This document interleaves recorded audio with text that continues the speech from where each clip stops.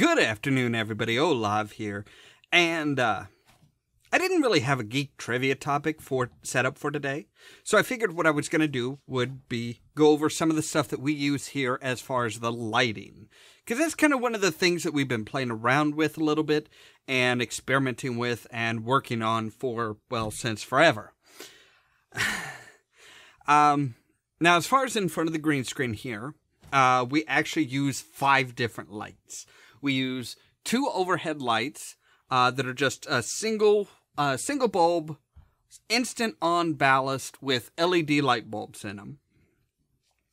2 integrated LED bulb LED work lights hung horizontal off to the side, basically up against the walls.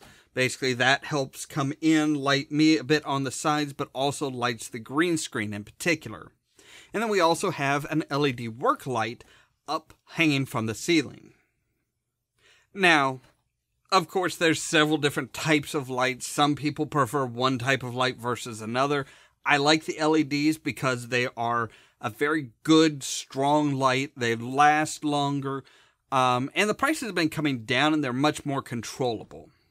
LED work light, LED shop lights you can actually find at Lowe's or Home Depot. I think those I got at Home Depot. Me and Outlander actually built frames, so that horizontal frames, so we can move them wherever we want and we can stand them up. Now the work light, that's actually what we also use over with our in front of the computer doing Let's Plays. So let's go ahead and take a look at that real quick. So this is what we use for a lot of our lighting here. And this is a Power Glow work light. Basically designed to be set up and any type of work setup where you need a lot of direct light. They advertise it as work sites, garages, patios, wherever you need light. This is a good option, and it really is. Of course, one of the downsides is that it does require an outlet to be powered. But this one provides 1500 lumen and uses 19 watts of power. And your basic option, and this you can actually find this on Amazon. They sell them individually for about $15 a piece. It comes with a frame, but it can be removed from this bracket. And that's what I really like about it, is the fact that the hole in the bottom of the frame is a standard 3/4 inch hole. So you can actually set it up on, say, a tripod or something like that. And that's actually what I use over at the computer for Let's Plays. With the addition of a simple little bolt, you can adhere it to any standard tripod. And yeah, you've got 1500 lumens of light. Of course, we use 2 of them, one on each side to make sure that I'm evenly lit. And they work beautifully. And what we've got here is it's actually attached to the ceiling. And one of the other nice little features is you can ratchet this around so that it's at a 90-degree up to a 90-degree angle. Now we've got it about 45-degree angle, so it attaches to the ceiling like this and comes down at me. Now, of course, some of the LED lights in particular are very harsh lights. They can be very, very harsh lights. So you're going to want some sort of diffuser. Now, I use 2 different types of diffusers for my lights. Standard t-shirt, standard white t-shirt, or standard white dress shirt. For this light, we actually go with the dress shirt. And it's very easy. You just drape it over, this is actually a homemade elastic band. But an elastic band of some sort, and you just stretch that out around the frame of your light. Make sure that the fabric is nice and tight, doesn't have any abnormal bends in it or folds in it or anything like that. It's as tight to the light as you can get it. And you're good to go. Now, I use the dress shirt for this one because, again, the naked bulbs are too harsh. They're too harsh on my eyes. They're also too harsh on me. They reflect way too much. Standard t-shirt is what we usually use over at the computer for the Let's Plays. But for here, that dims it down too much. It creates a shadow where it should be cast, where it should be filling in. The dress shirt diffuses the light just enough that it's not harsh on my eyes, it's not harsh reflecting off of my skin, but it still provides plenty of light.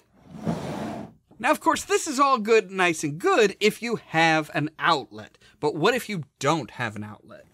Well, that's where something like this comes in. And this is, we actually have, we have two of them here at Ollamh Productions. But this is a 160 bulb LED portable light. Comes with the light itself, battery, a cold shoe adapter to fit on top of your camera if you're using it just on the camera. The hole is also a standard 3/4 inch, so can actually be put on a standard tripod. You get battery charger that just goes into a standard outlet. And you also get three color adapters, they call them. You get clear, yellow, pink, and blue.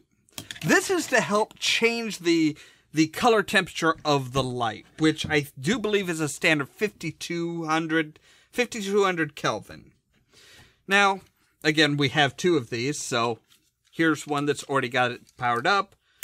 One of the nice things with this is that it is dimmable. It's not a constant, bright, harsh light, but it is dimmable. So you can adjust it to whatever you need. How much light do you need in the area? If you're out in a field, two of these works great.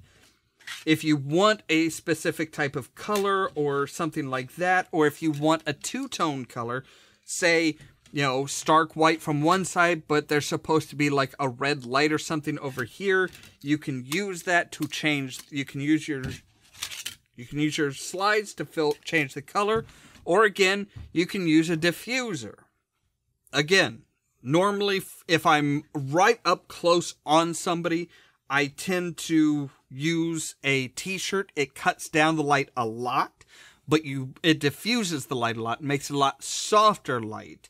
If you're using this for an interview where you're right in front of somebody, you're maybe a foot away from somebody, this light with a t-shirt diffuser over it works wonders. If it's further away, but you still want the soft light, you may want to go with a dress shirt.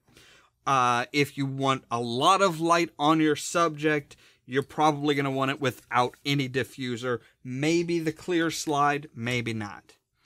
Now, in addition, as far as changing the color, if you want a very specific color, using a colored t-shirt, a colored diffuser, a colored fabric of some sort, works wonders. You can actually take this and use, say, if colored scrubs or something like that, or can get colored scrubs, or just colored relatively thin colored fabric, that can make a difference. If you want to have it where basically you're in like an area where there's a lot of red lights because of a warning, like on a ship or something like that, putting a thin red fabric over your light can work out best.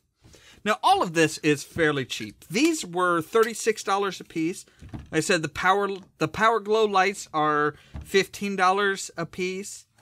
The hanging shop lights here that we have, the vertical hanging shop lights, those were a bit more expensive because they do not have LED light bulbs. They just have direct, the LEDs are built into them. Not a huge fan of that. As far as downsides, the Power Glow is not really adjustable. It is on or off, and it requires power. It requires an outlet. These are adjustable, but they are battery powered. Batteries have kind of iffy shelf life at times. it can be powered by 6 AA batteries. And one of the other downsides of this is the battery is kind of tricky to keep in. It slides in and it doesn't really lock in place, and it doesn't have a battery cover that will lock it in place. So what I use basically just a small little thin shim to keep the battery in place. That solves the problem and gives me full use of that. Now again, the hanging shop lights, they're good, they're powerful, but I can't change the bulbs. When one of those bulbs dies, that's it, the whole thing's shot.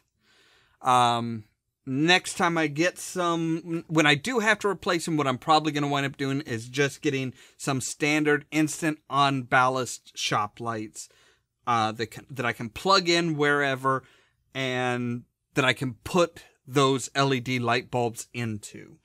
Everything that we use here is within 1000 Kelvin color temperature of everything else, which makes it really, really easy as far as color balancing things. And that's the tricky part particularly when you're looking at fill lights and tons of different lights like that, is color temperature. Sure, you can find something like this that's going to be able to, you can adjust the color temperature, you can adjust the color, you can adjust the power and the whole 9 yards. You may be looking at $500. And I've seen some websites that they advertise that. They say, well, if you're going to be doing video work, you're going to want a $500 light. Realistically, you're going to want 3 $500 lights in order to really fully fill in everything. And that can get really expensive really quickly. I have always been a fan of finding something relatively cheap and working with that. That's why I go with, the relatively cheap stuff, but I can still do a lot with it. So what type of lights do you use for your video work? What lighting would you use? What do you want to get? What do you think you would get? It all really comes down to what type of videos you're working with, but I'm always interested to know what type of videos do you do and what type of lights do you use?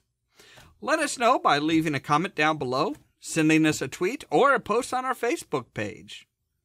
As always, thank you very much for watching, and don't forget to stay tuned for more from Ollamh Productions. If you want to see some crazy, so lazy, you should meet me and my friends. And we are going to do another self-portrait, but we are actually going to do Passepartout this time. So we have a green head. The idea behind a shock mount is that you can move whatever the mic is attached to, and those bands, those elastic bands,